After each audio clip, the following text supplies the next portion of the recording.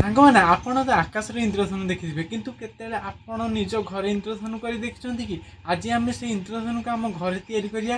ଚାଲନ୍ତୁ ମୁଁ କହିବି ଏହାର ପ୍ରୋସେସ୍ କେମିତି। ଆ ପାଇଁ ଆପଣଙ୍କୁ କେବଳ ଗୋଟିଏ ଦର୍ପଣ ଆଉ ଗୋଟିଏ ପାତ୍ର ଆଉ କିଛି ପାଣି ଦରକାର। ଚାଲନ୍ତୁ ଆମେ ସେଇ ଇନ୍ଦ୍ରଧନୁ ତିଆରି କରିବା। ପ୍ରଥମେ ସାଙ୍ଗମାନେ ଦେଖନ୍ତୁ, ମୁଁ ଏଇଠି ଆମ ଘରୁ ଗୋଟେ ଦର୍ପଣ 20 ଟଙ୍କିଆ ଦର୍ପଣଟେ ଆଣିଛି ହେରି। ଚାଲନ୍ତୁ ଏଇଟାରେ ଆମେ କେମିତି ଇନ୍ଦ୍ରଧନୁ ତିଆରି କରିବା ଶିଖିବା। ତା ପାଇଁ ଆପଣଙ୍କୁ ପ୍ରଥମେ ଏକ ପାତ୍ରରେ କିଛି ପାଣି ନେବାକୁ ପଡ଼ିବ।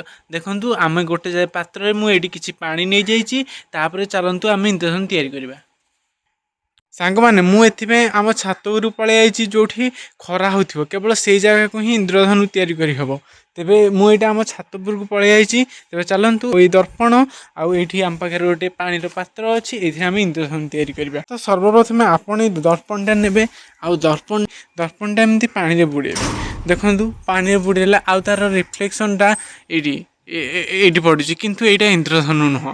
ତେବେ ଇନ୍ଦ୍ରଧନୁ କରିବା ପାଇଁ ଆପଣଙ୍କୁ କ'ଣ କରେ, ଆପଣଙ୍କୁ ଏଇ ଯେଉଁ ଦର୍ପଣଟାକୁ ଏମିତି ଫୋକସ୍ କରିବାକୁ ପଡ଼ିବ। ଦେଖନ୍ତୁ ଏଇଟା ହେଲା ତା ଉପରଟା, ଧୀରେ ଧୀରେ ଆପଣ ଏଇଟାକୁ ଟେକିଲେ ଦେଖନ୍ତୁ ଏଇଠି ଇନ୍ଦ୍ରଧନୁ ଟାଇପ୍ର ହେଲା।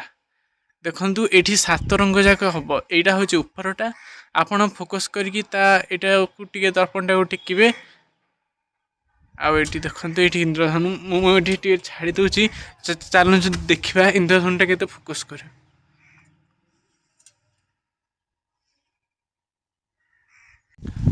ସାଙ୍ଗମାନେ ଦେଖନ୍ତୁ ମୁଁ ବର୍ତ୍ତମାନ ପାତ୍ରଟାକୁ ଏଇ ତଳେ ରଖିଦେଇଛି। ଆଉ ଏଇ ଇନ୍ଦ୍ରଧନୁ ଦେଖନ୍ତୁ